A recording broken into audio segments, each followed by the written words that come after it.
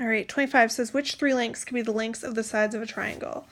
Remember, if you add two sides of your triangle together, they should be bigger than the third side. So for A, I notice, let's change colors.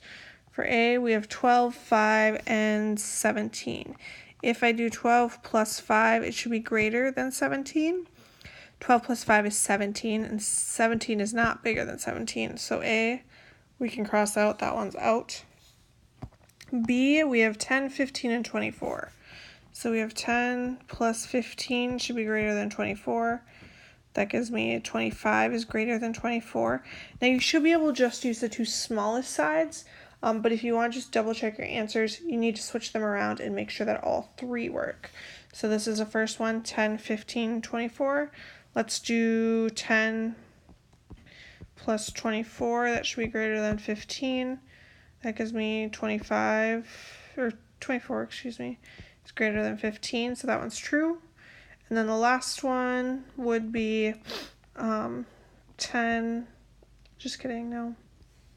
15 plus 24 should be greater than 10. So that would be 39 is greater than 10, and that one is also true. So B should be our answer. They all three worked. Let's just double check the other ones. For C, we have 9 plus 11. That would give me 20, which is not bigger than 22, so that one's out. D, we have 7 plus 6 gives me 13, not greater than 21. That one's out too. 26 says two sides of a triangle have lengths 5 and 12.